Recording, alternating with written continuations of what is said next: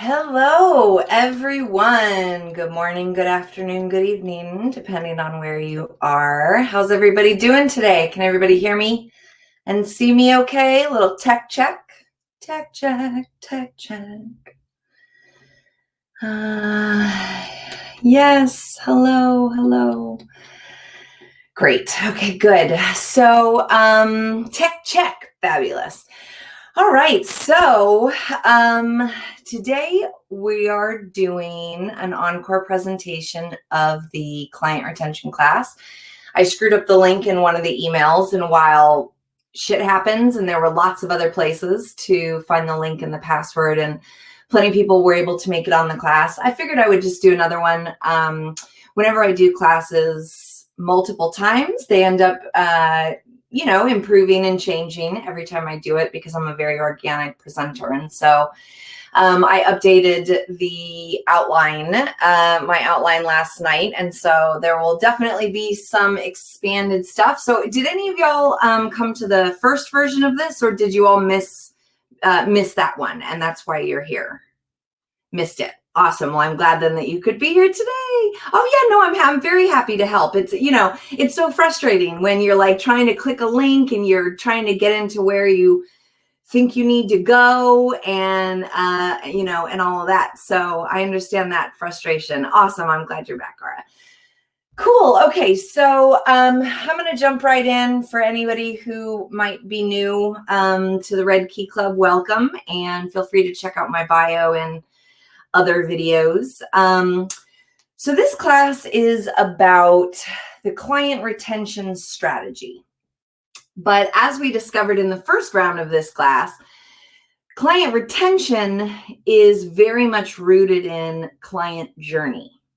And so even though I had done a poll a few weeks ago on the Red Key Club to see what everybody wanted me to teach about kind of in the coming weeks, and understanding your client journey had the least amount of interest, it turns out that it's pretty fundamental. And so I think too that not everybody understood what I meant by understanding your client journey, right? Like to a certain degree, it's like, whatever, they're horny, they come see us, we have fun, and then, eventually they get horny and come back. And so there's not necessarily much of a journey there on the surface to think about. But in fact, part of what we're going to talk about today is how understanding the steps that your client takes, both logistically and emotionally, to book with you in the first place, what their experience is like, and then how you both keep them in that cycle.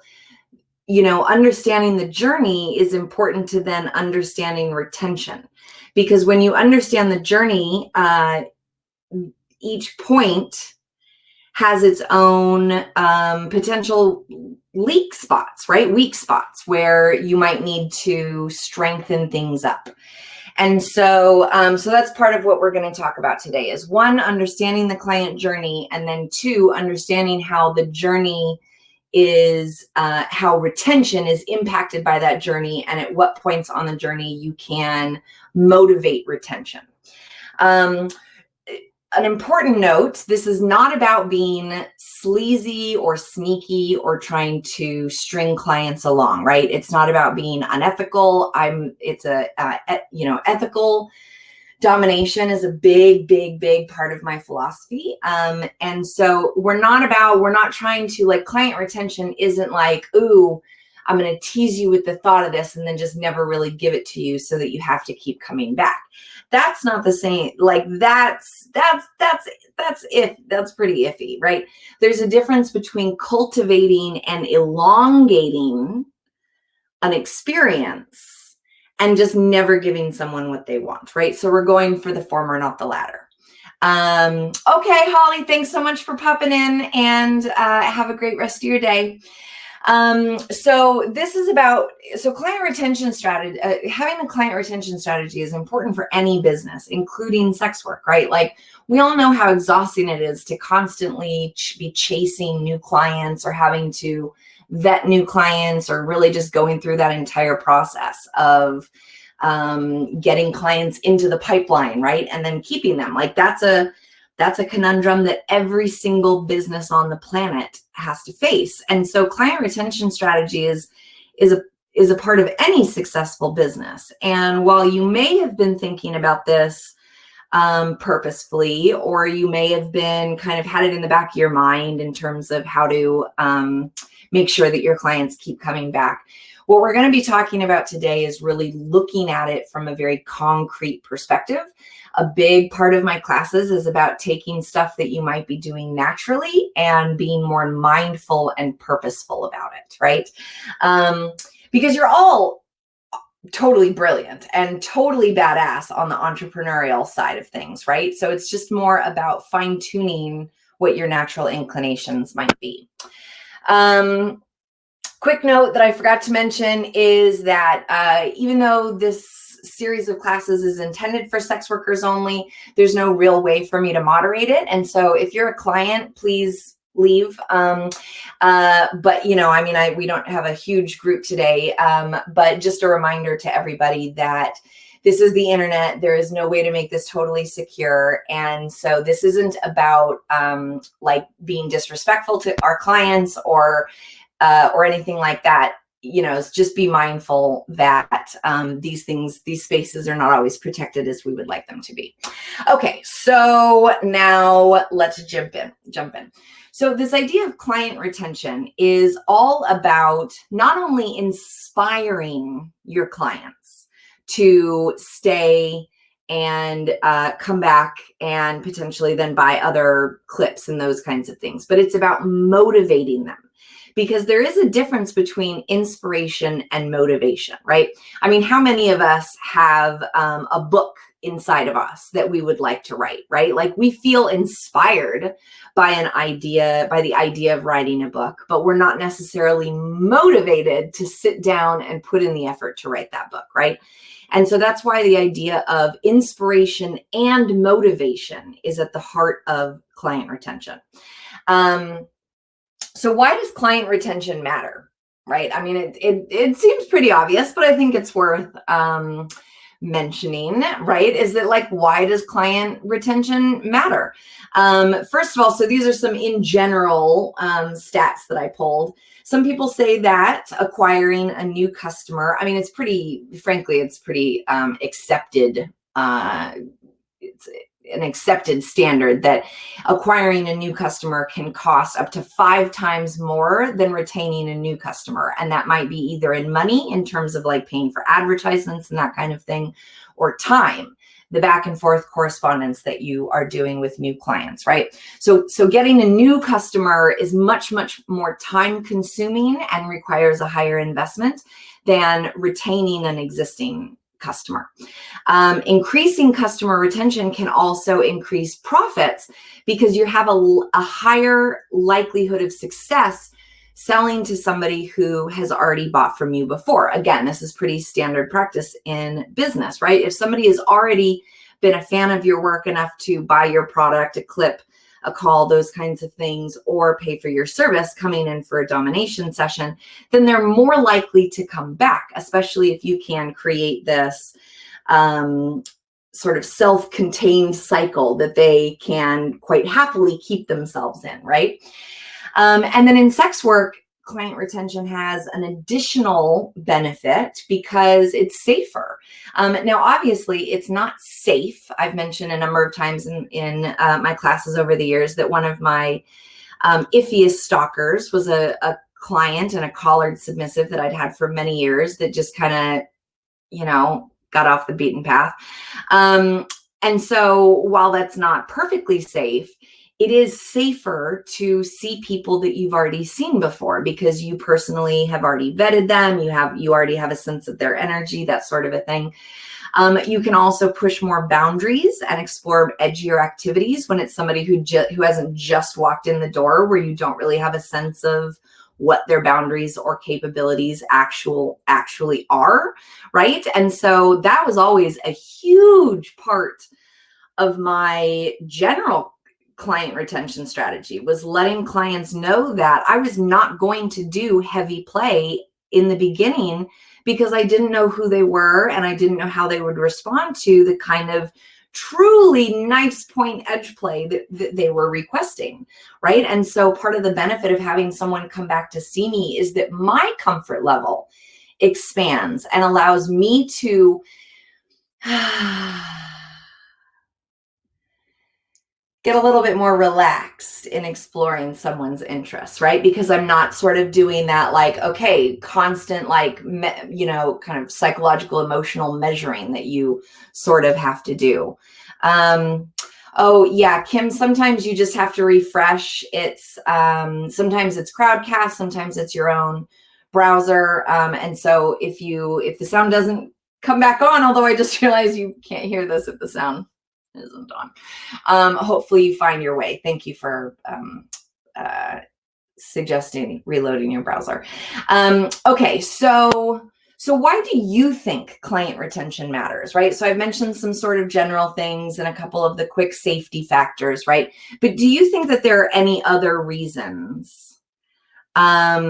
Yay, tech support in the chat box. Thanks, everybody. Do you think that there are other reasons why client retention matters? A big blue cup. Yay, welcome back, Kim. Okay, so are there other reasons that you guys can think of in terms of why client retention matters? That you spend less time and energy processing their session inquiries and sessions, right? Exactly. The amount of energy that we spend in correspondence, in, kind of managing and vetting new client processes could be much better spent creating content or doing sessions with people that you've already vetted. Yeah, the more that you know their interests, the more specific you can be, right? If somebody comes in and says, I'm into foot fetish, okay, well, then there's a general umbrella of activities under foot fetish, and maybe we'll get sort of specific. But when I get to know them, I know which words really make their brain go crazy, right? I know exactly how to move my foot and tease my toes in order to torture them in that best possible way. And so, yeah, the more that you can really tailor and make them specific to that person. And such a huge part of my philosophy, I wrote a book about it. It's called Authentic Kink, is about how personal this stuff is, and yet how many of us end up kind of stopping at whatever stereotypes or generalized expectations we've been taught are associated to an activity or a role or something, right? And then have any of you actively developed a client retention strategy already? Like some things that you do that are intended to keep your clients in that cycle of booking sessions? But basic stuff is good too. I mean, I'm going to be talking about some things here, but one of the things that I've loved about the Red Key Club is that I'm sharing all this information on camera.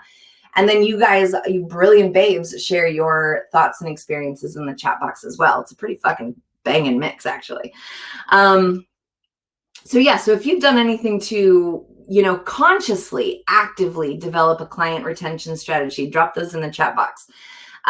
Follow-up, yeah, and we're definitely going to talk about follow-up in this class. Okay, so you need to understand dirty talk. Okay, see, I ask a question and then I kind of move on. That you dirty talk next time. Absolutely, Sasha. Verbal setup was a core technique that I used in my scenes, right? And I'm going to go into that a little bit further later in the class about how talking about something during a scene can be positioned in such a way that it opens a loop that their mind then wants to close later on.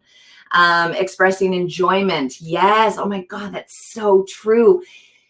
One of the most effective marketing techniques that I had was the sincerity of joy in my face, in videos, in photos, during sessions, after sessions. I didn't try, again, it was very, very much part of my superstar brand. So if you haven't watched your superstar branding stuff, then get back with that. But joy has always been a big part of my kink presence and persona and branding. And so that that aspect of sharing the joy right before they leave or the next day as you follow up to say, oh my God, that was just so much fun yesterday. That doesn't make you less of a Dom. Now, if that doesn't fit with your personality or your branding, it's totally okay to not do that. And we'll talk about how to do different versions of that.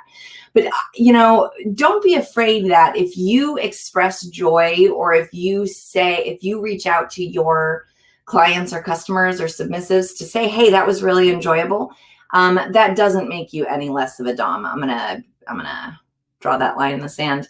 That you reach out, yes, to keep yourself top of mind. That's fantastic, Kim. And a general and sincere check-in. Yeah, totally. And again, it depends on your brand. It depends on your relationship with that submissive, right? Like I had submissives that I might send them if I hadn't heard from them in a while, I might send them a message and say, what up, bitch? Why haven't you been sucking my toes lately? Right? It might be an overt invitation to come back in session, or it might be something more like, hey, I've been thinking about you. How have you been doing? Something that doesn't actually have any relationship to the kink activities itself. And so again, it depends on your brand, your relationship with that client or submissive, and what your own, kind of personality is. Great. Okay. So as we can see, client retention is definitely something that we want to be mindful of because it's going to make our lives easier. And that in and of itself is reason enough to do it. So there's two things that you want to keep handy when you are planning your client retention strategy. You want to start with your ideal client profile. I usually have them printed out and I forgot to print out the client profile, but the defining your ideal client profile class, if you haven't watched it yet, it's really handy in terms of understanding, not like in terms of a restriction way, like this is the only type of client I'm going to see, but it really can go a long way to help you shape the words that you use, help you shape the way that you interact with your clients when you have an ideal client profile. So you want to start with that. And most specifically, the elements of that are the kernel kink, how they want to feel before or, how they want to feel during and after a scene, the activities, and session type. Okay, so there's ideal client profile. Okay, is what you want is kernel kink, activities, and session style. Okay, or type, excuse me.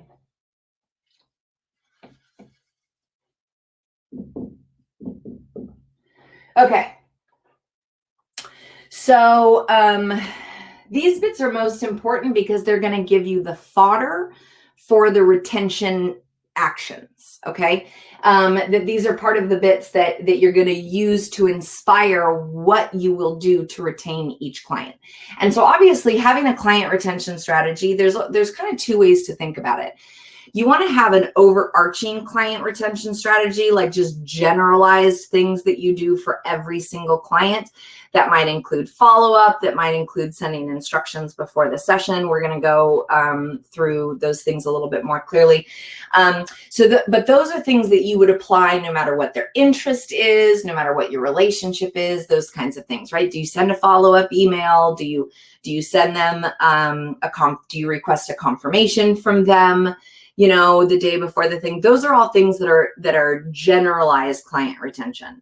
And then you want to have client retention that is individualized for the clients that you most want to keep. Now, we all have clients that are fine. We don't necessarily super connect with them or feel super inspired by playing with them, but they're not bad clients. They're not a mismatched clients. And so again, you don't necessarily have to apply this to every single person you play with, but for the people that you really want to keep in your orbit, these are some things that you want to keep in mind. Okay. And so we're going to come back to them throughout the class. And so the next thing that you want to have handy is this, but you have one that isn't filled out, right? So the blank handout or you can just use a blank piece of paper, or you can just follow along. That's fine too. But it's definitely helpful if you have the worksheet. And so the ideal client profile is going to match with your basic client journey. Now, I realize that this looks like it has a lot of arrows on it, that it looks like there's a lot going on, but this is actually the basic client journey, okay? This is kind of just the core pieces in a very big umbrella. And so let's see if I can manage to do the arrows again correct. Let's see here. One, how many is there? 1, 2, 3, 4, 5. 1, 2, 3, 4. Fabulous. And then this, and then this. Okay. So this is your basic client cycle, your client journey, okay? And so let's fill them out just to get things started, okay? So this top one is that they find you. Now, if we were doing a more extensive client journey, then we would go a little bit further into all of the different ways that they can find you. But basically, at some point for this kind of basic journey, they find you. They find you on Twitter. They find you on an ad. They stumble on your website. They see a video clip, whatever, however they find you, and then they seek you out. Okay, so that's what this process is. And then the next one is that they contact you. Okay, so they find you, they decide that they're interested, and then they contact you. Now, after they contact you, for any number of reasons, either they lose their nerve, because that certainly happens quite a bit. Maybe something changes on their end in terms of financially or logistically or whatever the reason is. After they contact you, we all know there's plenty of ones that they just disappear or don't just kind of fuck around, right? They're either the time wasters or the disappearers. Alanya, great suggestion for those that want long-term submissive. You encourage keeping a living document. Yes, absolutely. I talk a lot about that in my personal submissives training, in terms of somebody can be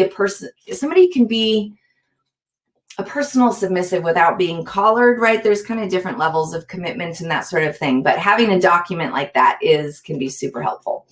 Okay, so they contact you. Some of them don't book. You lose them. I would not actually chase after them at all. You do not want to waste time on people who are not excited to come and session with you. The next one is pre-session.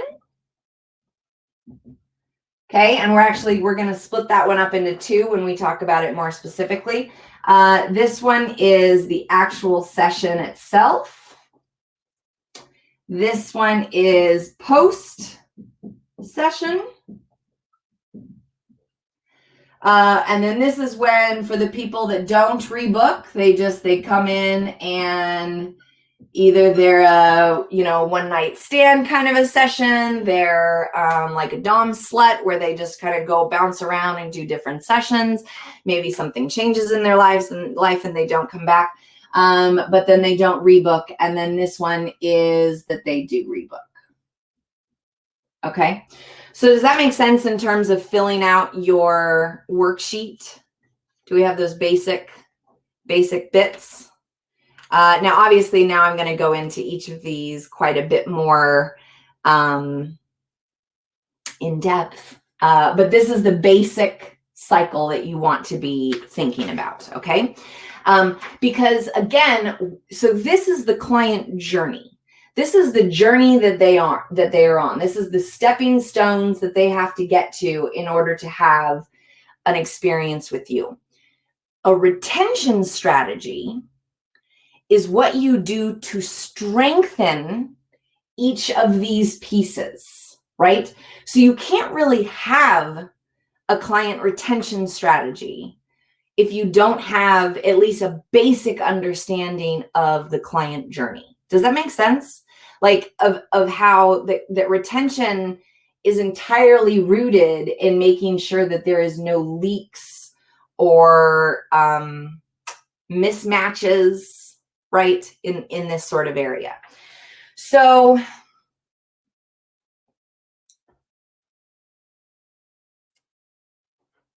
okay, so let's see here. I'm gonna get some water. How you guys doing?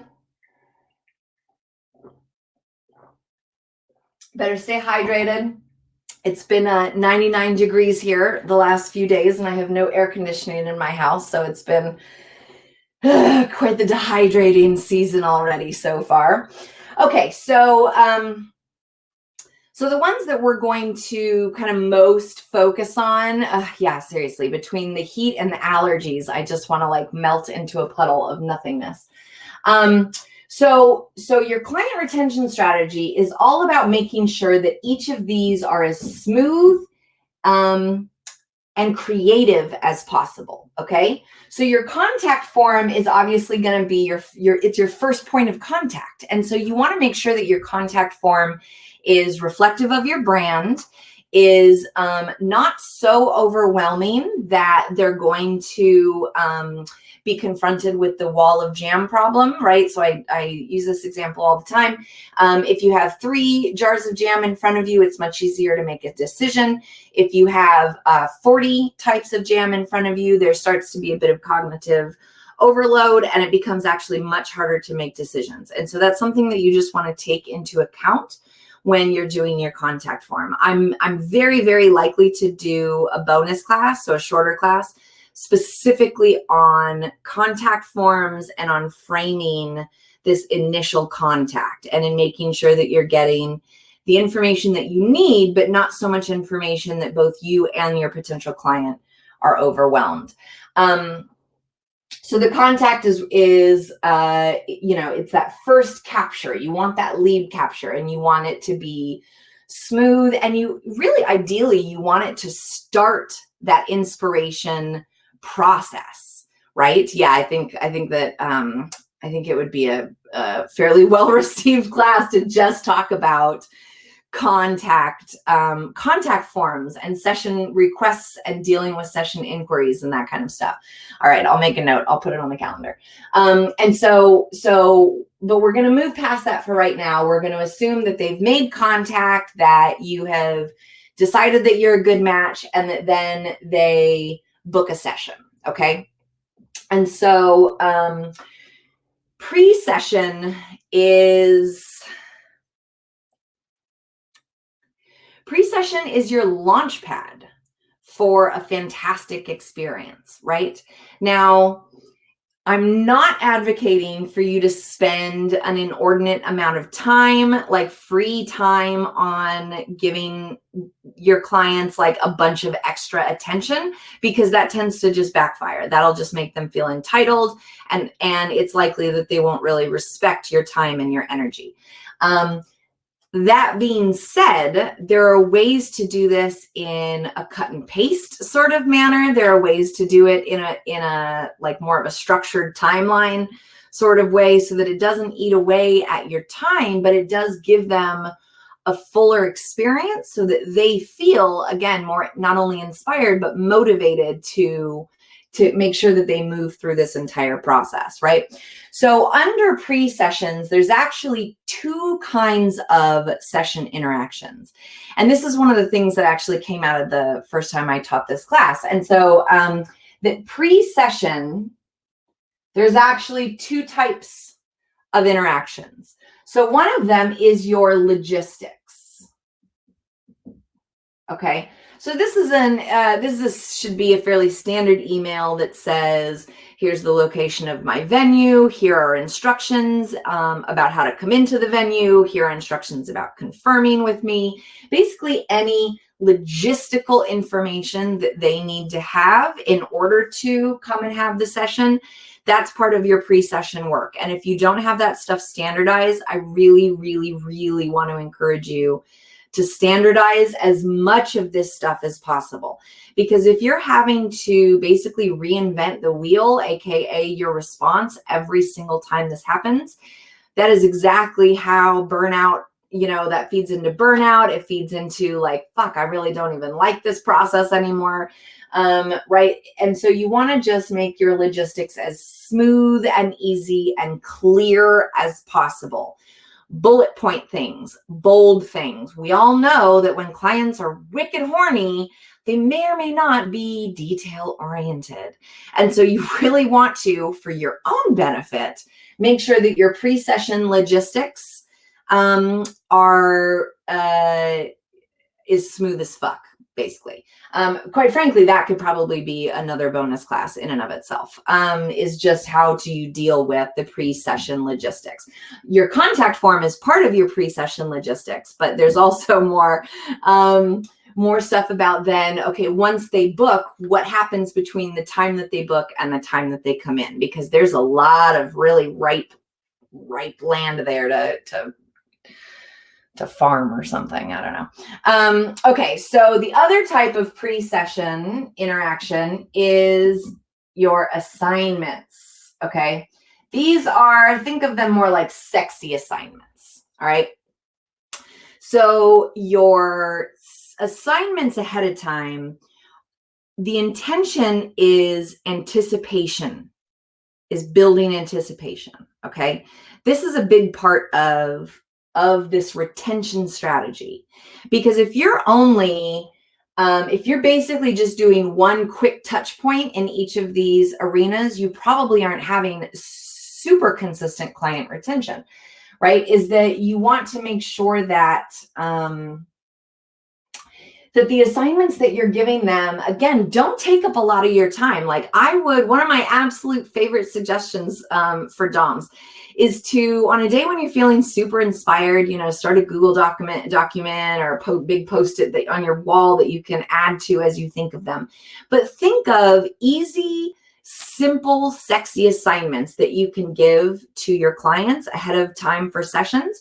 So that, again, you're not having to think of them every time, and you can kind of cut and paste whichever one would be most appropriate to the client that you're dealing with, right? So we think of this as anticipation building. Now, obviously, clients have a ton of anticipation before they get to a session, right? Sometimes it's nervous anticipation that may prevent them from actually coming to the session. I mean, I had plenty of sessions. I always required full payment ahead of time, and I still had guys bail because they just couldn't quite get around those nervous jitters, right? And so assignments are intended to do a few different things. One, to build anticipation in a way that, again, creates a gap in their mind that they want to close.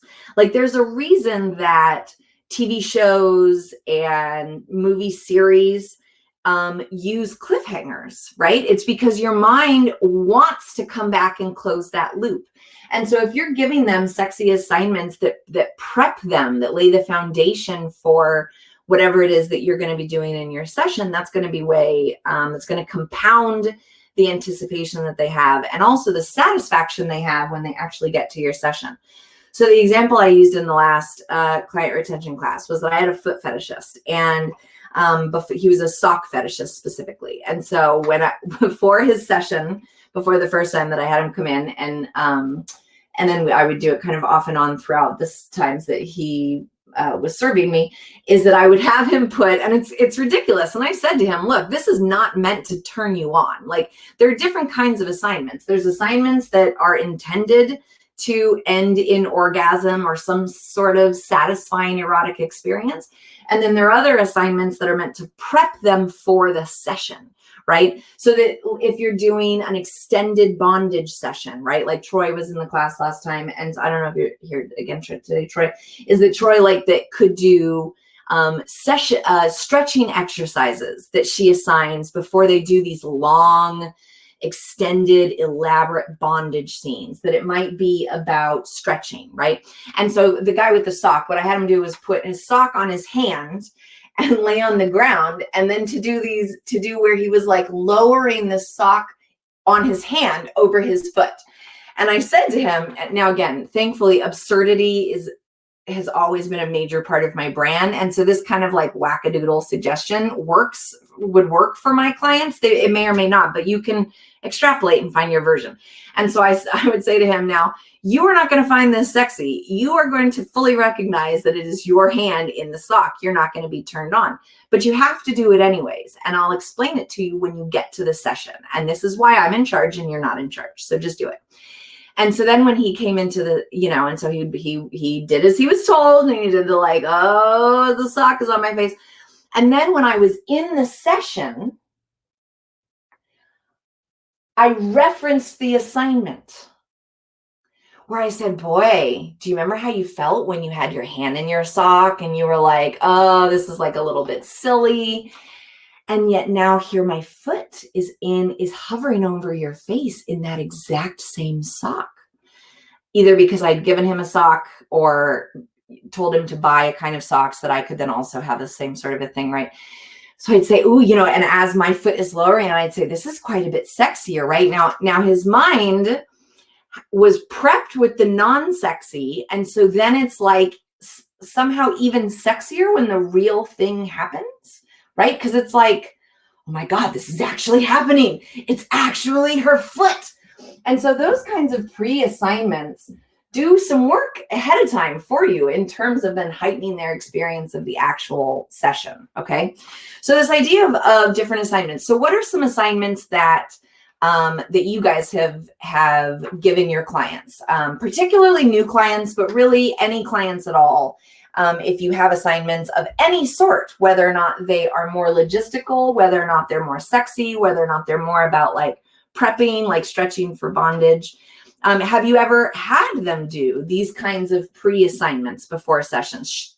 Shopping, total classic, right? I want you to go and buy me something. I want you to go and buy panties for you to wear. I want you to buy a toy for me to use, right? Those kinds of things. Edging and withholding pleasure, another classic, right? Chastity, denial.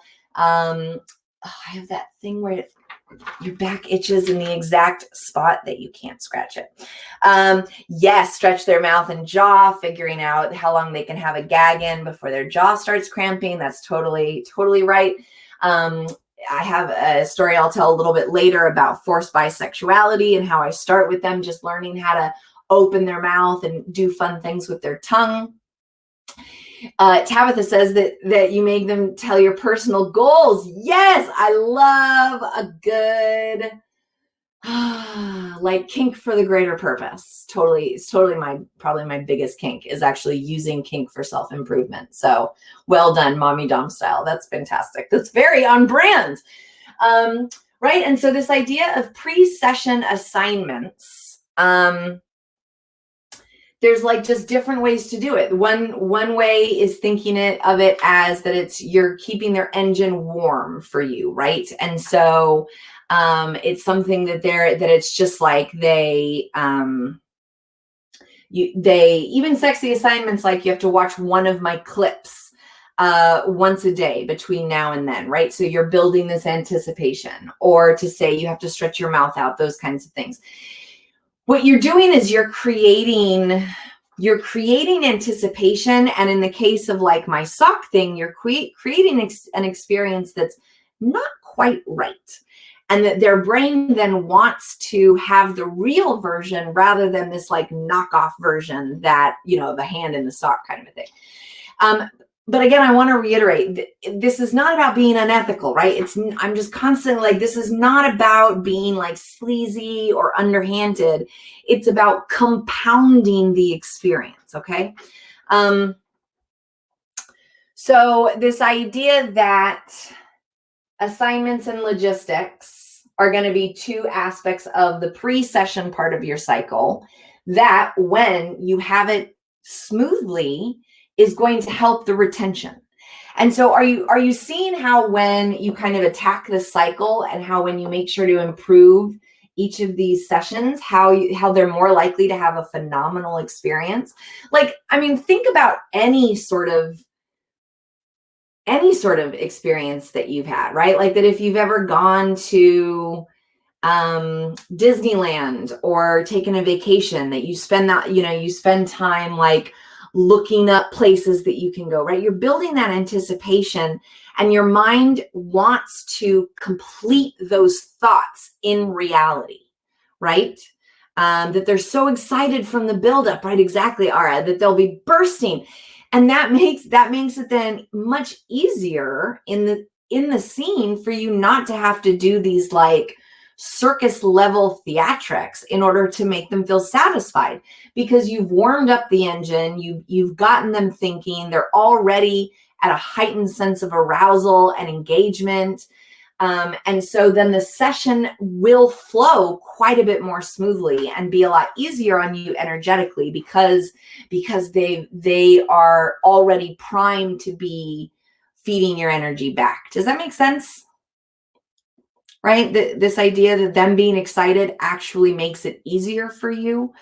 But excited in a way that you guide is important, because they might get excited in a way that has nothing to do with what your actual session is going to be like. And then there's cognitive dissonance, right? Yeah, exactly, Laura. It is flow and energy prepping. I mean, I'm pagan. I consider myself a cynical woo person, right? Is that I very much believe in energy, very much. I very much believe in how we impact ourselves and others through our energy and those sorts of things. They lose me in the positive think your way to $1 million. I'm like, yeah, but right, we know the level of energy it takes to do this work. And the energy can be fulfilling in a lot of ways, but it doesn't mean that it's not also kind of draining and a lot of work to achieve that state of flow, right? And so I'm all about making things easier for everyone involved, because I deeply believe that it makes it better for everyone involved, right? Is that when you have shortcuts to flow state, that means you're going to spend more time in flow state rather than trying to achieve flow state. And I think that's a big part of what this does for them as well. We really have to remember that for us, we may be living, breathing kink, most of the time, if not all of the time. But for clients, it's very, very different. They are in their lives, they're Bob the accountant, they're, whoever in their lives. And so that transition from pre-session to session can be difficult for them. And if they're not able to really get into the right headspace that they want to be in, whether or not that's your fault, they just may not ever come back because they had such a hard time transitioning into this state. And so when you do this pre-session prep work with them, and it's up to you of how much you want to explain to them why it's important. Like I'm a very straight shooter. And so I would just say, look, if you don't do things, you're not going to enjoy our session as much. Like I know what I'm doing here. Do what I tell you to do, and you're going to get a lot more out of this. And so whatever your branded version of that message is, don't be shy to say, there is a reason I'm doing these things. You may or may not be able to see it, and I may or may not be in the mood to explain it to you.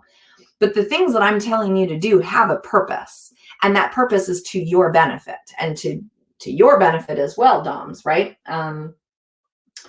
So this idea of streamlining logistics and of priming them with sexy assignments is going to make this retention strategy that much stronger. Reserved woo. Yeah, that's exactly. Yeah, I relate. Okay, so any questions about this sort of pre-session breakdown? And whether or not you're already doing some of these things, any tips that you have thought of or used in terms of making the pre-session element of your career and job more smooth for yourself and your clients. If there's anything else that you want to chime in here, please feel free. I'm gonna hydrate.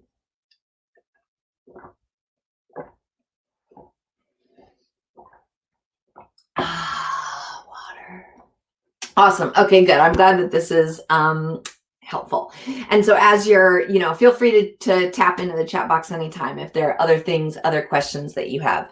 Yeah, it does. It sets basic expectations. And like I talk about in all of my classes, setting expectations clearly in the beginning goes so fucking far in avoiding disgruntlement in the future, both for yourself and for your clients.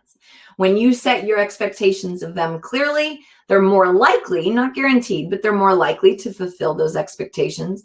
And when you set their expectations clearly about what you are willing to do or not do, and those habits start here in the pre-session, that's going to create a much healthier interaction with your clients where you both have boundaries that are being respected, right? Thought I was going to cough, but I did not. Okay, so during the session, there is additional things that you can do in order to create this retention cycle. So one of the things I talk about in my Authentic Kink class and book are what I call sensory sparks, okay? It's all about using your 5 senses to spark a mental or emotional state, okay? I'm all about shortcuts because we're all very busy and it can be very hard to make space for our sexual selves. And for those of us who've pursued a career expressing our sexuality, that can also be a conundrum because we are humans first and kinksters / sex workers second, right? And so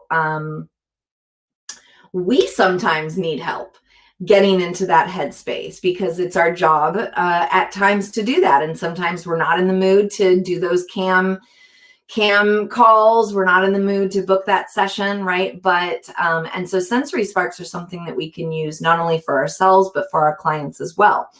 And so a sensory spark is all about using the 5 senses in order to create an association with a certain mental or emotional state, okay?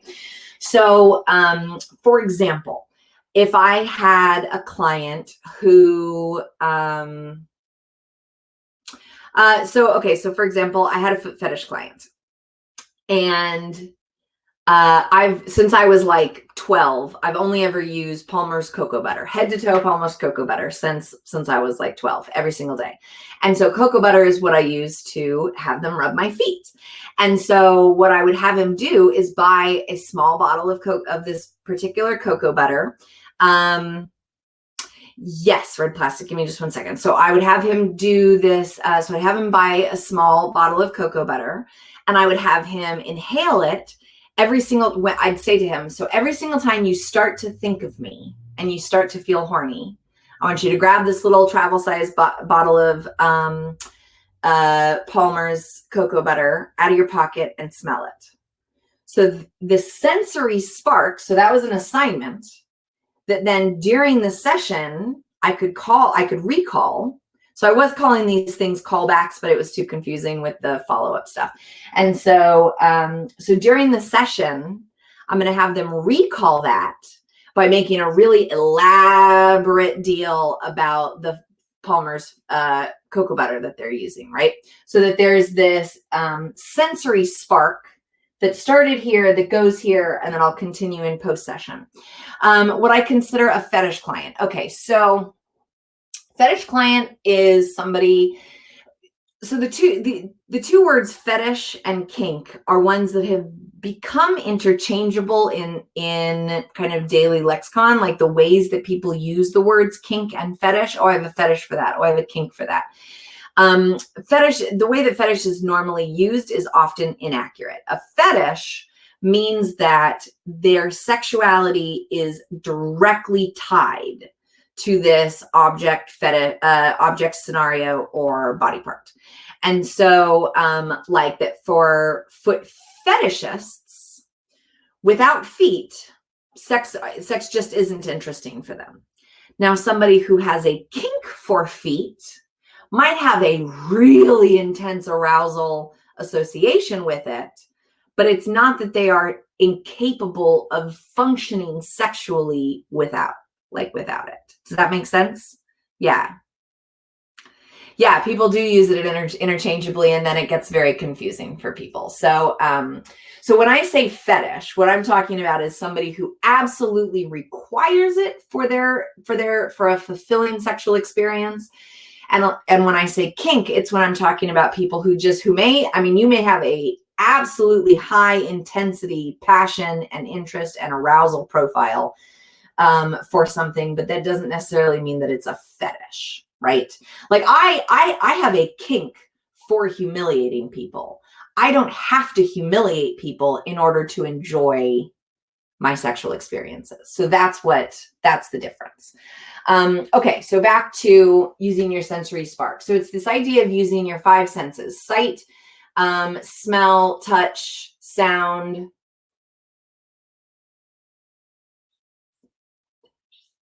taste. I knew I'd get there.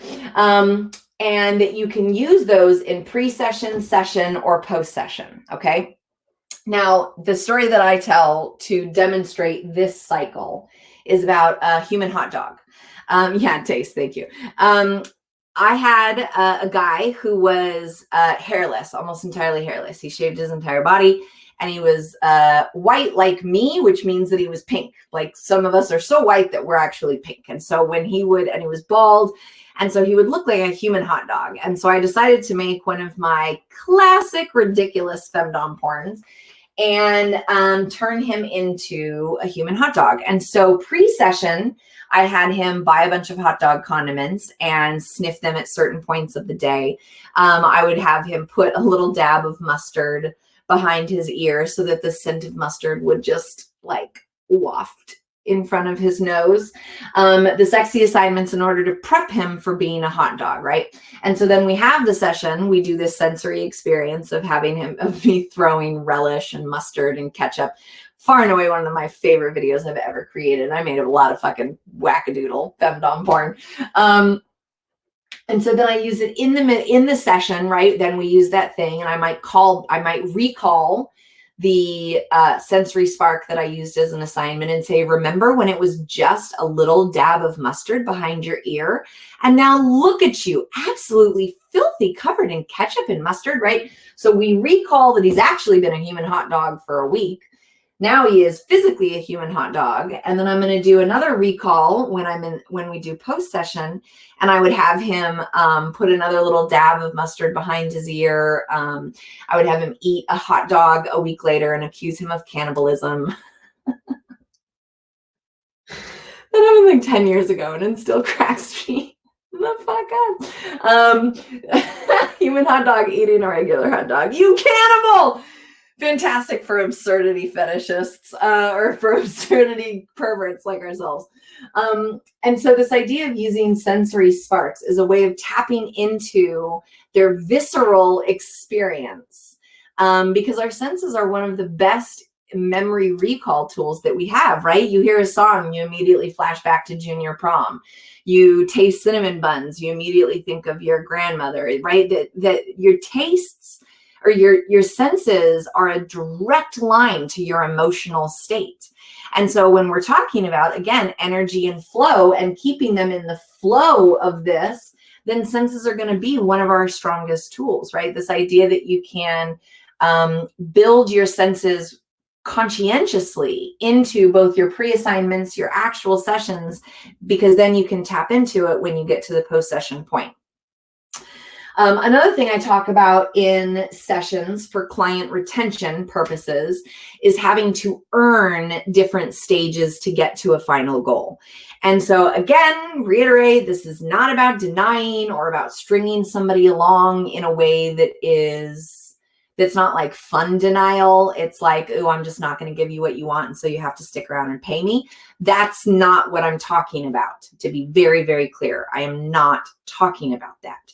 I am talking about clearly setting the expectation ahead of time that when they want a dangerous form of play, a laborious, high labor, high energy type of play, that they have to earn their way to that experience. Now, again, if that's not part of your brand, that's okay. But for me, And the example I use is forced bisexuality, because forced bisexuality, I had some initial experiences that were not as pleasant for me, because for a lot of people, our fantasies in our mind are very different than how they play out in real life, right? Like one of my vulgar and most memorable things that I talk about in my classes is, when does Jason Bourne shit? Like, this is an example. When does Jason Bourne shit? He's shooting people. He's running from other people. He's saving a lady. He's jumping off a rooftop. He's shooting some more people. He's not a cyborg, okay? They never say that he has been turned into a cyborg. He must have intestines. That means that he must shit. But this is the same way that we look at our fantasies, is that our fantasies just eradicate all of the necessary logistics. And so sometimes people come in, contact us, and request sessions that they may not actually be ready for. And so for our own safety as well as theirs, then it's not a bad idea to do more of a ramping up style. The important part is that you just have to be clear about this ahead of time, right? Like you can't be doing a build-up process and not let them know that that's what they're doing, because otherwise they're going to experience it as being strung along. But they're not actually being strung along. You're building a foundation. Okay. Oh yeah. Yeah. Recall is exactly right. Is that it's like, it's about bringing an experience back purposefully. And sometimes we recall unknowingly, especially when it's related to trauma. But it's about using that for more positive, right? And exactly, you have to build trust. And so for my forced bi example, is that because the first time that I did a forced bi session, the guy was like, I want a dick in my face. So I was like, all right, cool. And I put a dick in his face. And he was like, oh my God, that's a dick. And it's in my face. And he was so thrown off, because the dicks in his mind were the perfect dick for him. They were the perfect dick in his face. They didn't smell weird. He had never actually smelt a dick before. Like, that in and of itself was like fascinating for him. And so it went wrong. He freaked out. I mean, thankfully it wasn't unsafe or anything like that, but like it was iffy for both of us. And that was partially because we tried to take this really intense experience and go right at the top. And as I say a lot in my work, we ramp up, we don't dive in. Because when we dive in, there's a long way to fall and a long way to go to climb your way back up to that process, right? And so this idea that we are building anticipation and earning different stages in a session not only gives us both psychological safety, but also then retains them in a healthy, appropriate, ethical cycle to keep them coming back in order to reach their ultimate goal, right? Yes, Scarlett, that is a beautiful way to describe it. The dance of building tension while not allowing for the strung along feeling is sometimes tricky. Well said, Scarlett. That is totally true. And it does take effort to do it, but it's absolutely worth doing, in my opinion, both for your own well-being and for the sustainability of your business. Right. And so, yes, appropriate and ethical cycle. That's what we're looking for here. I've said for like 2 decades, I only look like a sociopathic, disdainful bitch on television. I actually am an incredibly empathetic, generous, kind person. And so having an appropriate retention cycle that is couched in, my bitchy persona is basically perfection. And so that's really what you're striving towards, right? Is that you're being appropriate, you're being ethical, but you're packaging it in this way that feels more taboo and dangerous than it may actually be.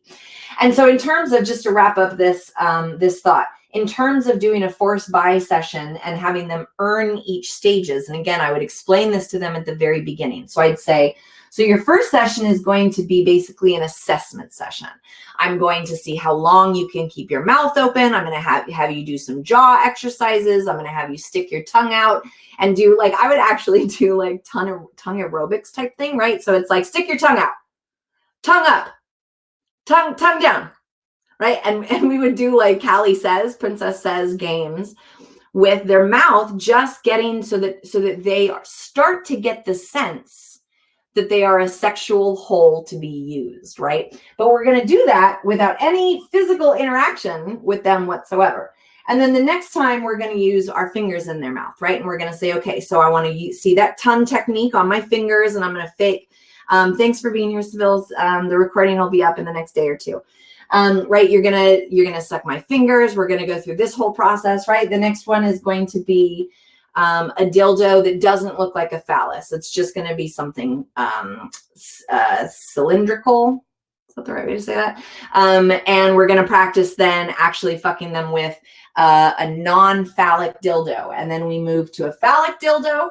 And then we move to having dick in the room, but not putting dick in their face. Okay. So now we're almost there. We're almost at the top where they're going to have dick in their face. And instead, there's going to be dick right in front of them, and they're going to be deep throating a dildo, right? And then we're going to move up here.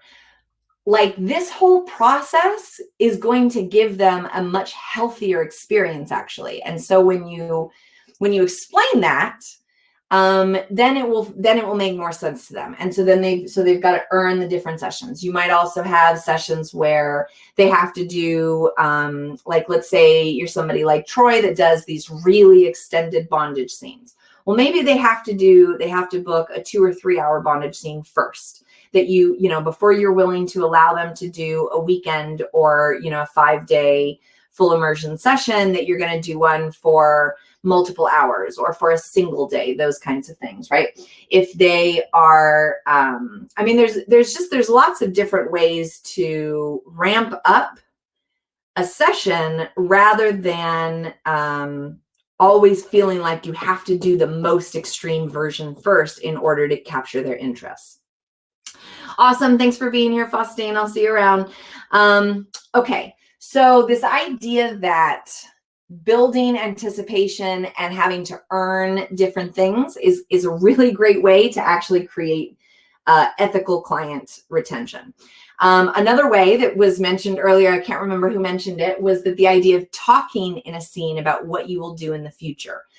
I absolutely advocate for no mid-scene renegotiations. You're both in altered headspace, you're in top space, they're in subspace. It is not an appropriate or ethical way to negotiate, because people are going to be, you know, he's super horny or they're super horny, you know, you're like riding high on orchestrating this incredible scene. And so, you know, renegotiating mid-scene can have really dire consequences. The story I used to illustrate this is a tickling client that I had. My nickname is Callie the Merciless. It's my special tickling name.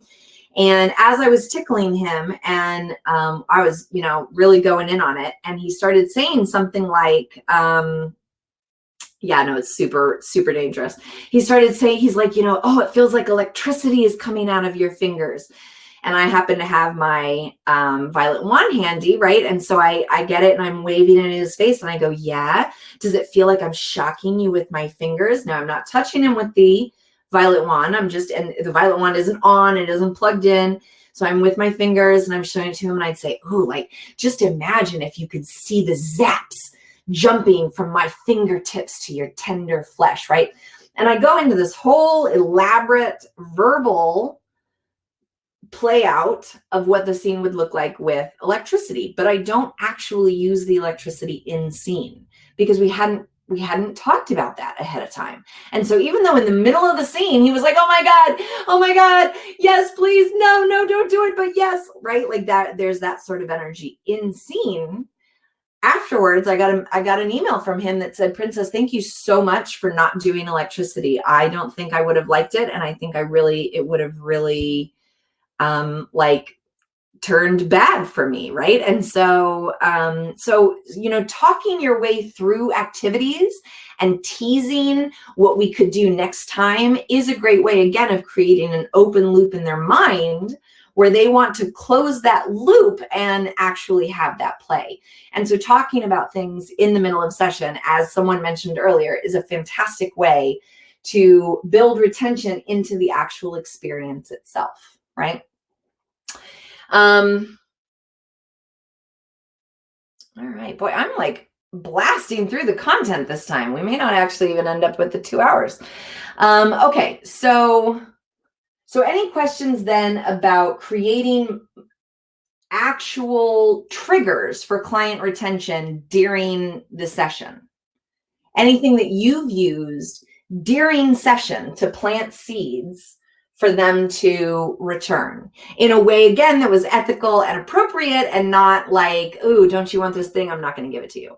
Music, what does that mean? Elaborate, please. How did you use music to create a retention?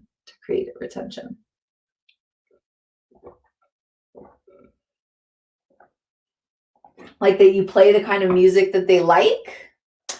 Okay, so you have like a set playlist. And so it becomes very like Pavlovian is a phrase I use a lot. Pavlovian in terms of when they hear those songs, then they get horny. Absolutely. That's again, music is one of the most effective sound and scent are far and away the two most powerful sensory triggers, right? And so having a certain playlist every single time then they hear one of the songs on that playlist, they're going to be transported back and their mind is going to want to create that loop and actually create that experience. Oh, that you'll send a link for one of the songs. Love it. That's a great pre-session assignment, right? That you're going to say, listen to this song. I want you to listen to the song 10 times between now and the time you come and see me. Because then forevermore, then when they're in the middle of that session with you, then it's going to be tied to coming to see you. So that's fantastic.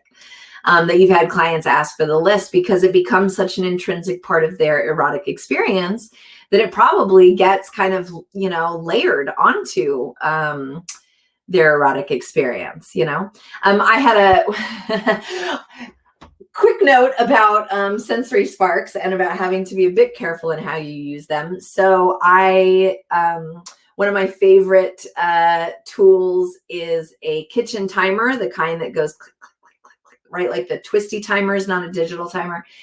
And I use it for a lot of different things, but one of my favorite things was to play hands off your pencils. And so it was basically an edging game where they would jerk off for like, I'd set the timer for 3 minutes.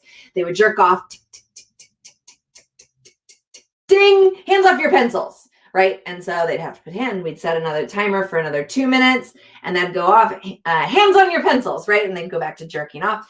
They actually had to stop going to family dinner nights, like Thanksgivings and stuff, because every time the timer would go off in the kitchen, they'd get a boner. Sorry, not sorry. So be careful, like the triggers that you are building into them, the sensory sparks that you're creating for them are not going to cause problems in their life, right? Like if he was a cook, that would have been a very difficult trigger for him to overcome, right? So this idea that you can use sexy assignments, you can use during the session, and then you can tap into those things in post-session in order to create this Pavlovian response in them in order to close the loop and rebook.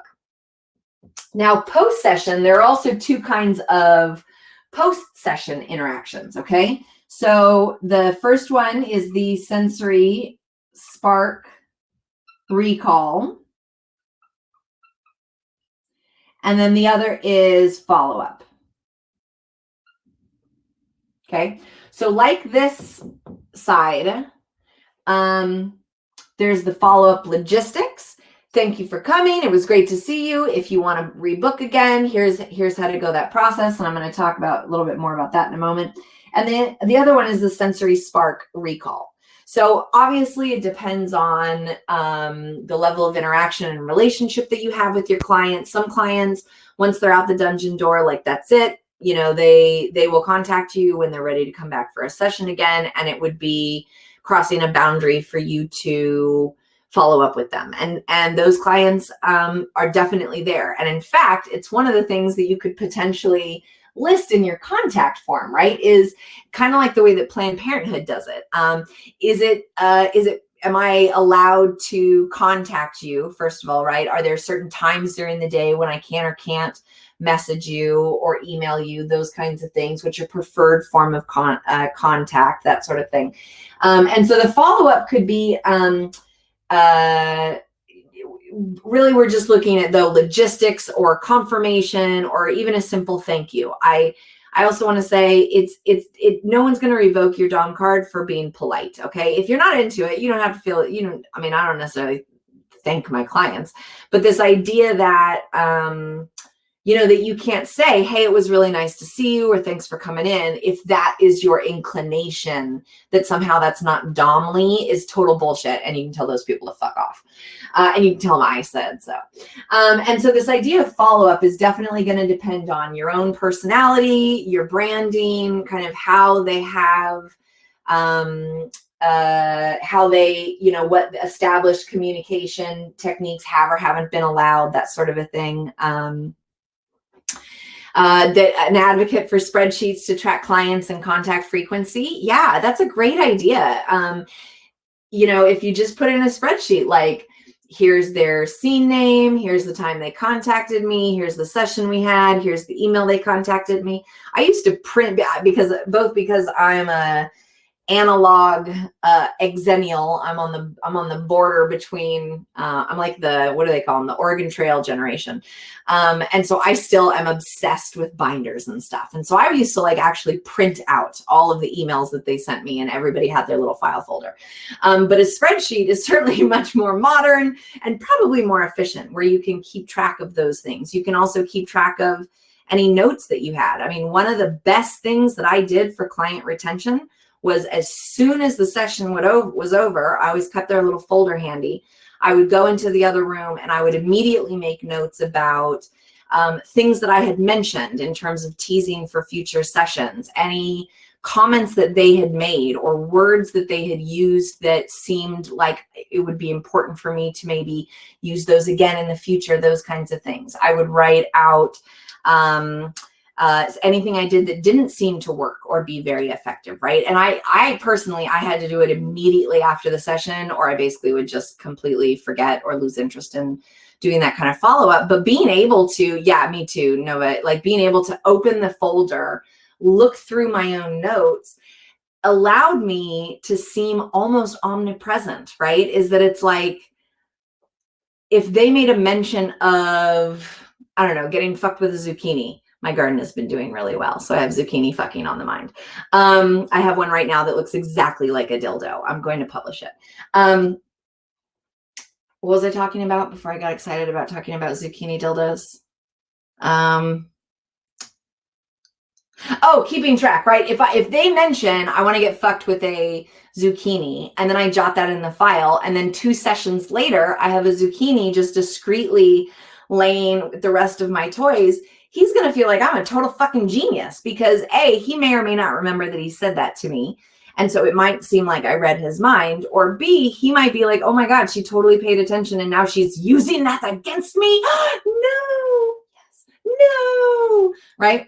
And so having those kinds of notes, whether they're in a spreadsheet, whether each person gets their own Google Doc on your phone, whether you're old school, like me and Nova, and you have a binder, whatever it is, one of the best things you can do for client retention is to actually keep track of that shit. Because when you pull that out of the vault, it is a spectacular demonstration of your power, brilliance, and professionalism, right? Tabitha, that you started doing it with cam and night floor clients. Absolutely. This stuff doesn't only apply to in-person sessions. Obviously, everybody is doing virtual sessions right now, or at least the majority of folks are doing virtual sessions. This whole process can 100% be applied to phone sessions, to cam sessions. Now, obviously, with regulars, right, that this is going to help you cultivate more regulars in your calls and those kinds of things. Right, exactly. And then they feel like, oh my God, like this all-powerful, glorious person remembered this thing about me. Like, honestly, it's the exact same way as like the idea behind, everybody knows your name at Cheers. Like, there's a sense of familiarity that people feel safe in. And so it might be something small, like they mentioned that they just happen to like you in red toenail polish, or it might be something profound, but they're going to feel seen. And holy shit, is that a incredibly effective way to be a human, but also an incredibly effective way to build customers who are delighted, who feel delighted by your interactions. And that's what we're going for. Now, of course, our delight might look a little different. Their delight might be a state of erotic humiliation or having their ass brutalized or whatever. But the sense of delight is same regardless of what container is holding it, right? So yeah, well done, Tabitha, because that is far and away one of the strongest things that you can do in terms of client retention. That you use a OneNote account for it. Fantastic. Again, it depends on whatever your informational organizing system is. Just use that, right? You don't have to use any specific things. Some people do use customer relationship management, CRM programs, and that is one way to do it. I don't have a lot of familiarity with it, but customers are customers. And so if this is those kinds of programs that can keep track of when you contacted them, when they've contacted you, notes about sessions, those kinds of things. For travel, right? That maybe you organize them by places that you frequently travel. Maybe you organize it by the types of people they are. So all of the sissies in one folder, all the foot fetishists in another. But the idea is that it makes it easier for you. Another one of my core concepts that I teach in my class is structure supports spontaneity. You do not have to keep track of everything in your mind all the time. It does not make you less competent. In fact, it makes you more competent to give yourself structures that support you so that you can spend your energy and time and emotional space on the actual experiences that you are creating and having, and instead to spend your energy where it's fun rather than getting caught up in the logistics. I know for me, one of the biggest reasons that I got burnt out was just the logistics management. Is I just got really tired of taking care of all of those things. You know what I mean? And so so streamlining your logistics would be a pretty smooth addition. Somebody keeps banging on my door and they're not stopping. And so I thought it was just a package. But I feel the need to double check. So I'm very sorry, you guys, but I'm going to pause you for just a moment and I will be right back. So use a moment to go to the bathroom, to get a water break. I don't even know how to, I've locked myself into this room. Yeah, shit, they're still knocking. Okay, give me a second. Hopefully it will be fine.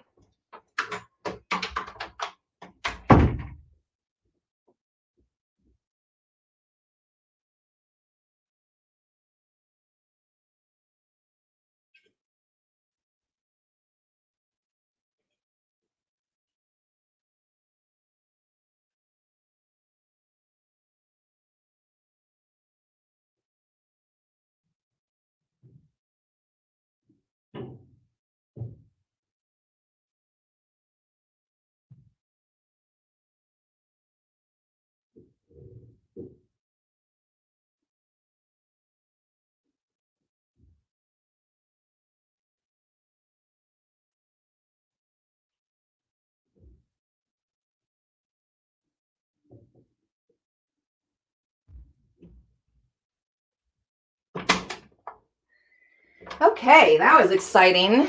I live next to a house full of stoners and they play Frisbee a lot, even in the midst of this fucking pandemic.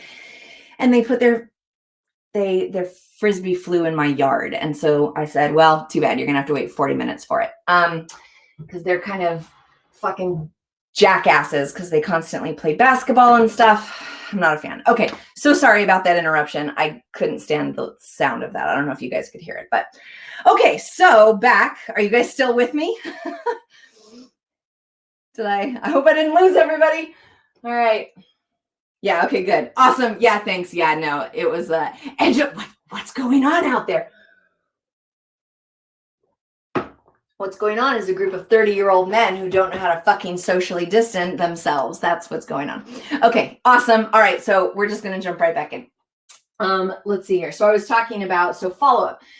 So in terms of logistical follow-up, one thing that came up in the first time that I taught this class was the variety of opinions on doing follow-up, right? Some DOMs said, absolutely no, I never reach out to them. It feels like I'm soliciting sessions. It feels desperate. Lots of reasons that a DOM or a sex worker doesn't want to actually reach out. Or to even say thank you. I mean, I get it. If it's not part of your brand or your personality, then don't do it. It's okay. But this kind of post follow-up logistics, one of the reasons that I see a benefit in doing a post follow-up communication email is giving them the information specifically about rebooking. Because again, you want to make it as smooth and simple for them to book with you as possible, right? And so part of your rebook prep is a follow-up session, a follow-up email that says, hey, when you're ready, I always use the always be closing language approach. When you are ready to book another session, I just wanted to let you know that there are some changes in how you do that, and it'll be much easier next time, right? And so then, because they shouldn't have to fill out your application form every single time, right? Like that's not efficient for anyone. And so that if you specifically say to them, here is the way to follow up, it's easier to book with me again. I look forward to playing with you again in the future, or whatever, again, your version of that is, what it does is it already puts in their mind about rebooking, right? And not only that, but it makes them understand that rebooking is going to be much faster and easier for them than it was originally, right? So that kind of follow-up, it doesn't have to be like, oh, thank you so much for coming to play. I so enjoyed our experience. I mean, it doesn't have to be that. Instead, it can just say, hey, had a great time. When you're ready to come back, here are the steps you need to follow. I look forward to seeing you again. Boom, done. So that's the follow-up. The other ones are the sensory spark recall. So that's like someone mentioned in the last one that they gave one of their clients a perfume sample. And so that the post-session that they were required to sniff this perfume sample that the DOM wears all the time. I do crack myself up. The cannibalism hot dog thing, that would be a sensory spark recall. Having them wear panties under their clothes for a day, that would be a sensory spark recall post session. And say, remember how it felt when you were in full transformation sissy gear in my dungeon? Well, I'm commanding you to wear a pair of panties so that you start to have one little inkling of that. Well, that's definitely going to scratch their itch. Or not scratch, that's going to create an itch that they need to scratch by then rebooking. Okay. And then, in terms of rebooking, like I said, it's your own personal philosophy in terms of what is an appropriate tone for you to take. How do you guys feel about reaching out to clients? I'm always interested in the different, perspectives on this. And so do you reach out to client? I know that some of you mentioned earlier when we were talking about notes that you'll just send a general check-in. Hey, how are you doing? That sort of a thing. But do you do any specific sort of follow-up logistics or sensory spark recall that you have found to be effective? Yeah, I mean, it does definitely depend on the client. Again, there's if there was one true way to do this, it would be way easier for everybody who does. And there's not one true way. And so it does depend on the client. But when we have a general process, it's easier to create unique bits of that process for those individual clients than it is to feel like you have to create the entire arc every single time, right? Yeah, so general email, depending on preferred communication. Tabitha is happy to reach out with different clients, but I've never had one that felt good after if they weren't contacted. Do you mean, Tabitha, that they were sad if you didn't do the follow-up? Oh, that you see, I feel like I'm going to screw up your name again. Ein, I know you taught me last time. I'm sorry. My brain is kind of mush these days. Ein, Patrick, that you haven't booked a new client in almost Ain. Thank you. Ain. Great, tonal synonym there, or whatever the word would be. So you're saying that you haven't booked a new client in almost 2 years because of the retention strategy that you either have purposefully created or just has kind of naturally, or is it because you're rusty, just busy, and that you've retained them? Perfect. That's fantastic, right? And so you obviously have this, that you're doing it. And so just think if you actually went through and kind of purposefully looked at the cycle they're going through, if there are any spots that you could even tighten up. But you may not need to. So it sounds like you have a really solid retention strategy if you're not having to book any new clients. That they want to be contacted. Oh, interesting, that they initiate to make sure that they did okay and was pleased. Again, it depends a lot on your ideal client profile. So for me, my ideal client profile, the people that my ideal clients were genuinely submissive to me, at the very least, if not to the entire world, right? There are plenty of people who see sex workers who aren't fetishists, you know what I mean? Like they're not, oh my God, I have to have this thing. Or they're not, they don't identify as a submissive, because there's a difference between sometimes I am submissive in certain circumstances and I am a submissive, right? And so my clients were usually of that latter, of that they were deeply embedded submissive psychology.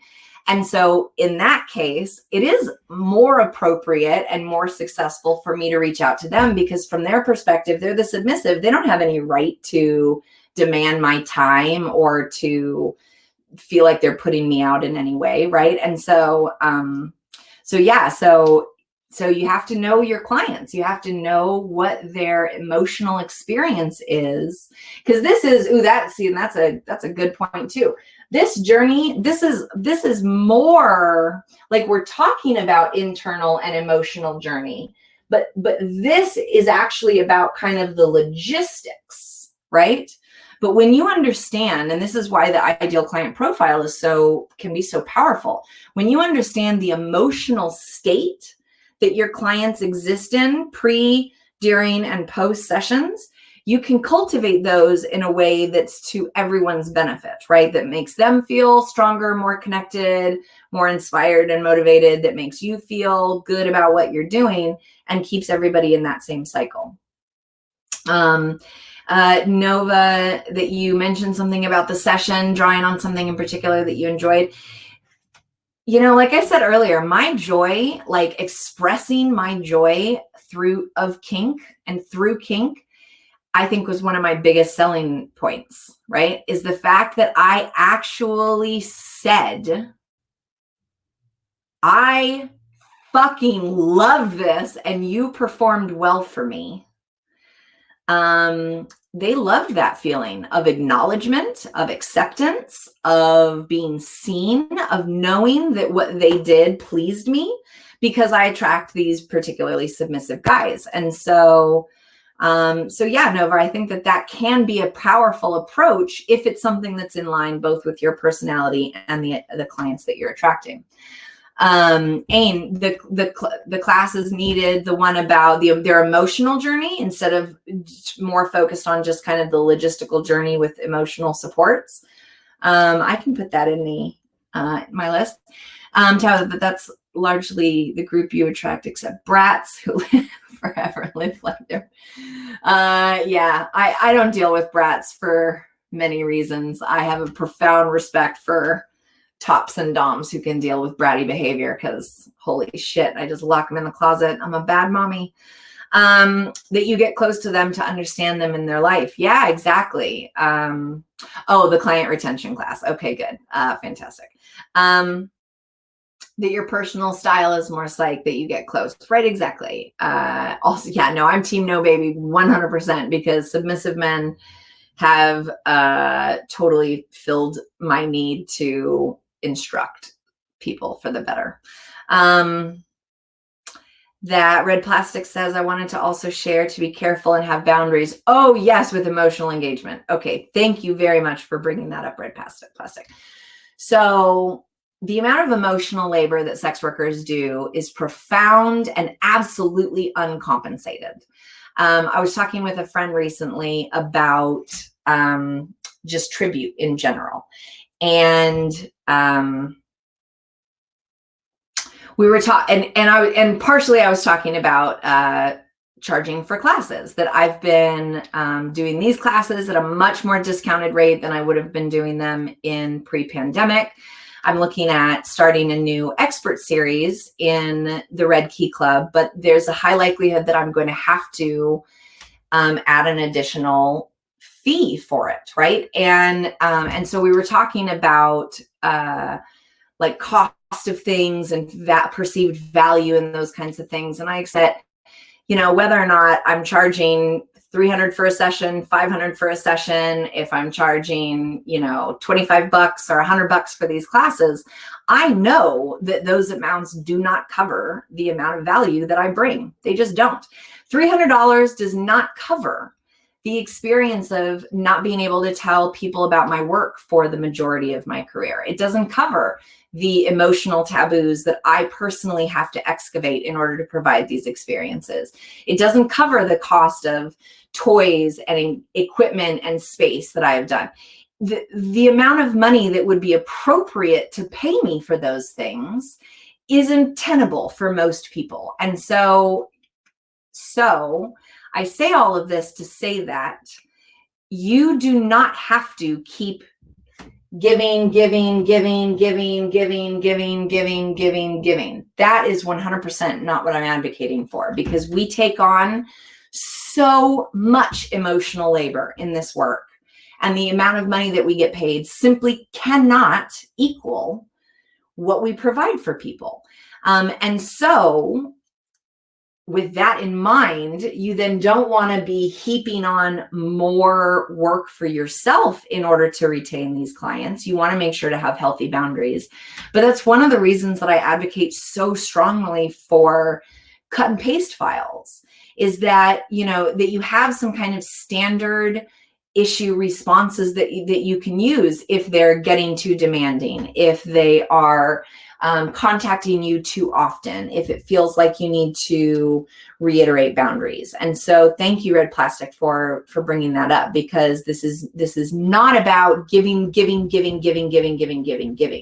It's about making this easier and smoother and more pleasant for yourself, which in and of itself also contributes to client retention. Is that when you're happy to be doing what you're doing, clients know that. And so don't overgive. Don't do any of this stuff if it feels like it is not being compensated in an appropriate way. And if it just makes you feel icky. If something makes you feel icky, it doesn't matter that it's on my whiteboard. Don't do it. Please don't do it. Your mental health is 100% the most important thing for you to come out on the other side of this career with. Okay. So, off the soapbox. Okay. And so then again, so this idea of follow-up email should hopefully facilitate for them to rebook. Now, if they don't rebook, and many of them don't, I want to encourage you not to take it personally. I think that if you're getting a lot of turnover in your clients, and I meant to say this at the beginning, but if you're a house dom, that there is going to be differences between being an independent dom. I was always independent, and so I don't have the depth of experience in terms of how houses work. I'm planning on doing an interview with a couple of folks to talk about house dynamics and how those things are different, and kind of filling in the gaps between my own knowledge. And so hopefully I can get that expert series happening pretty soon.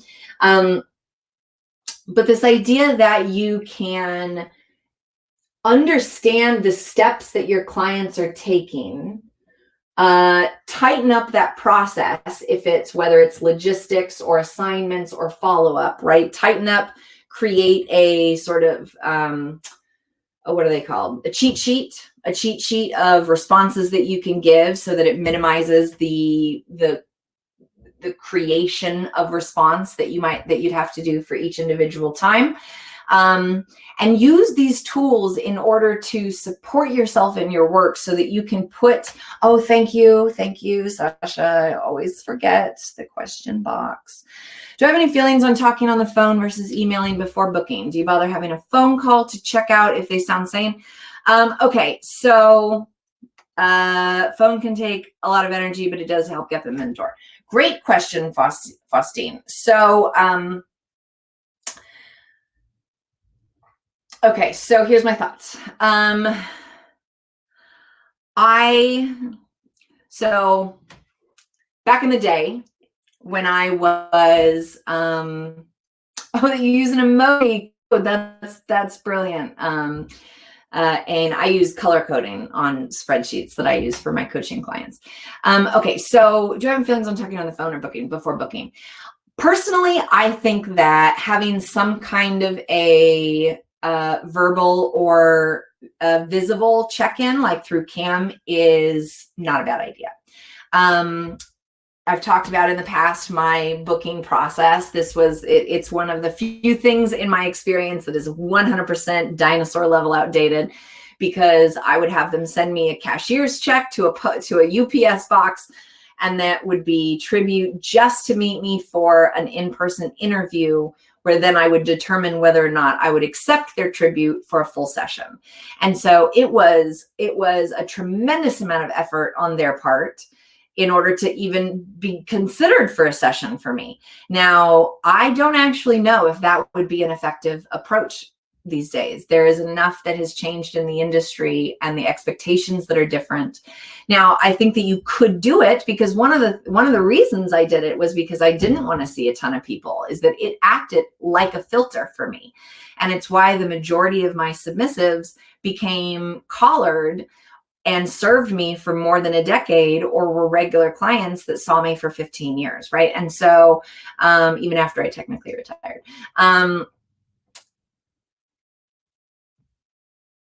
So, oh God, it's so hot in here. I lost track again of what I was saying. Help me, team. What was I just saying before I tangented? Can you see that I'm overheating? I'm like getting more and more red by the moment. Booking process. Thank you, Ain. So this booking process, that was Faustine's question. Okay. So would I recommend it? Yes. Do I recommend it for free? No. Do I recommend it at a discounted rate? Yes. So I would put a limit on it, right? So they can't book like a hour-long CAM session at a discounted rate. But I did have a Night Flirt phone and CAM line that was specifically for sessions, like session type clients. And it was if they wanted to talk about the session before the session happened, they had to call me on Night Flirt. Now, the way that I did it was that I charged like $1 a minute or maybe $2 a minute less for those things, because I saw Night Flirt as a lead generator rather than just as a income producer itself. Obviously, having that extra income was nice, but I saw that line anyways as something specifically for in-person clients. And it really did give me a lot of information that I could then use during during the actual session. Again, right now, kind of capitalizing on the situation we find ourselves in, doing pre real life sessions on phone or cam, I think would be a fantastic retention strategy, both for getting new clients in the pipeline, but also in prepping them for your session. Now, I know that Night Flirt has gotten had a bit more of a crackdown on like that you can't talk about in-person sessions in the same way that, I mean, I don't ever remember getting in trouble for doing that in the past. I was very clear that I was like an in real life pro-dom or flesh space. My favorite description of the real world. And so figuring out what is your philosophy on post-session communication. How can you do it in a way that fits with your branding and that feels good for you to be doing? And how can you standardize it in a way that doesn't require you to reinvent the wheel every single time, okay? And then that's pretty much, and then so again, so some people are gonna not rebook, may or may not have anything to do with you. Don't waste too much time on thinking about them. And then getting them to rebook. And so again, this is where, is this part of the process easier? Is there a faster way for them to rebook? Do you still require a deposit? Do they have a direct link to pay the deposit? Do you give them a link to a calendar once they've been in to see you 1 to 3 times, where then they can see what your schedule of availability is, right? One thing that you can think of in terms of rebooking are what are some very low maintenance perks that you can offer in terms of getting them back in the cycle, right? So like when I'm talking about perks, I'm like that you have access to my Google Calendar where you can see when I have session availability, right? That's the kind of perk I'm talking about. You can also do perks where you get like a 5-minute phone call with me for after every session. We'll do a 5-minute check-in for free, those kinds of things. It has to feel good for you, but I highly recommend figuring out some mechanism that brings them back, right? Now, obviously, we are not restaurants, and so a loyalty punch card is not quite appropriate, but there's a reason that they do that, because people like to work towards a goal. There's this human nature desire to create a goal, and more importantly, win a prize, right? Like, how many times have you seen people waiting in a long ass line at an event, and you're like, what are you waiting in line for? And they're like, I don't know, but everybody else is waiting in this line. That's because of this urge to completion, right? And so when you set a goal, like these people in this imaginary line I'm talking about, they don't even know what goal they're getting to, but they feel like they're going to win a prize when they get there. And so they'll stand in fucking line, right? So it's that same sort of sense where if they building rewards into the cycle shouldn't be something that takes time and emotional energy, but should be something that keeps you top of mind and keeps them feeling like they're about ready to pull that prize out of the cereal box, right? And that's what the rebooking. And so again, then you want to figure out, is there then a new process for previous clients to rebook you that's different than new clients, right? And so then this cycle might change a little bit, because then the contact is going to be like contact for first clients and contact for repeat clients. Okay, so this will be something that I'll talk about in the class that I'm apparently now going to write and teach. I love that. I love when I'm teaching a class and it leads me to write in another class. One of my fucking favorite things. Right? And so the rebook process then needs to somehow get them back into the cycle, and then you're doing it again, right? And what you really want is for this cycle to turn into like a repeat spiral. Does that make sense? It ends up looking a little chaotic, but when you understand the steps and the steps and the steps, hopefully you can work your way around and see where there might be some places that you can improve your client retention strategy. So that is the bulk of my actual content for this class. If there, do you have any other questions on stuff that I either talked about but you need me to elaborate on, or if there's just other questions that I didn't even talk about in client retention? Oh, good. I'm so glad, Kim. I know. I started using whiteboards and notepads only a few years ago. I'm not a great speller, and so I used to really avoid using visuals, and holy shit, they have totally revolutionized my presenting style. So it's, even though towards the tail end it looks a little messy, as you watch it build, it makes sense for us visual folks. So any other questions that you have about client retention in general, stuff that may or may not have anything to do with what I talked about in the actual class, but questions that you have about client retention strategy? Awesome. I'm glad it was helpful. Thanks, Red Plastic. Yay. Thank you, Ain. Yay, Ara. Are these thank yous meaning that you don't actually have any other questions about this? That would be shocking to me. I love it when things are, okay. So that it, obviously all of these classes. Oh, you have a question? Yeah, go ahead. Go ahead, Alara. One of the great things about these classes is that you're taking in a lot of information, but then of course you have to sit with it and see how it applies to your own career and the business that you have built, right? And so I'm always very, very, very interested in hearing how these ideas are playing out for you. Holly's been sending me some amazing feedback. I'm a little behind on responding to her because my inbox is a nightmare, but I really, really, really love hearing how this stuff is impacting your work, because I'm trying to constantly improve the information that I'm sharing. So I would be delighted to hear if additional questions came up in the future. And remember, you can always add questions on the Patreon page once I post the recording. If you have follow-up questions, post them under the recording and I can get back to you there, okay? Do I do targeted group emails, like if you were to tour or if you have a new offering like virtual sessions? Yeah, awesome. Thanks for being here, Nova. Alara, yes, I definitely had folders that where I would keep track of different locations. And so sometimes because I would get like session forms filled out from people in Atlanta, even though I didn't have any current travel trip, plans to Atlanta.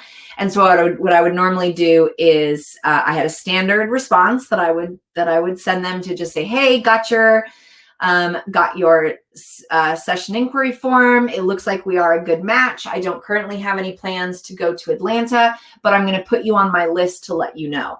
Now, at the time I wasn't using like newsletter programs, like MailChimp or any of those kinds of things. I, again, fairly old school, kept things in a folder in my inbox. And so it was like everybody, I lived in Boston when I was an active pro. And so I would say everybody in California is in this folder. Everybody in New York is in this folder. And then when I would be planning a trip to one of those places, I would again pull out my cheat sheet stock response and I would cut and paste with the dates, the information, and the individual instructions for how to book with me, right? So like, how do you deposit those? If you've never seen me before, what's the process? Those kinds of things. And so I 100% sent out messages about that.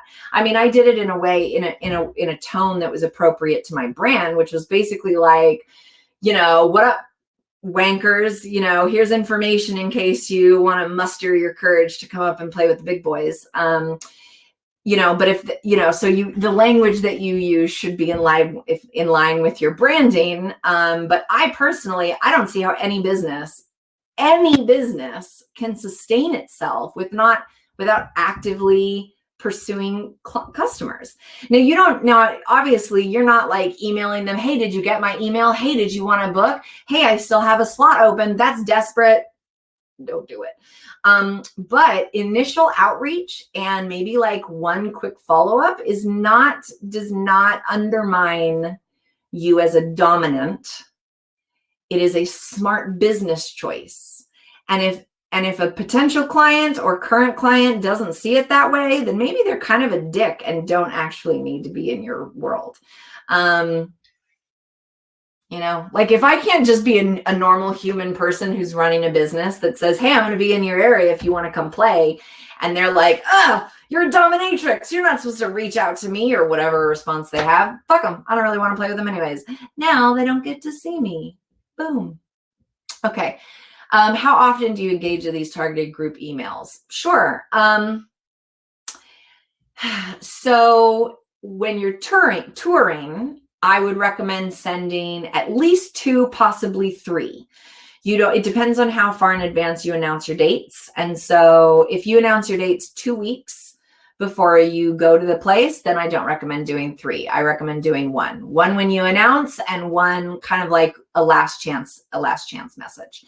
If you book with more time than that, then like even a month or a month and a half even, then you can say an announcement email, then you can send a, hey, I'm booking up fast email, and then you can say, okay, last chance email.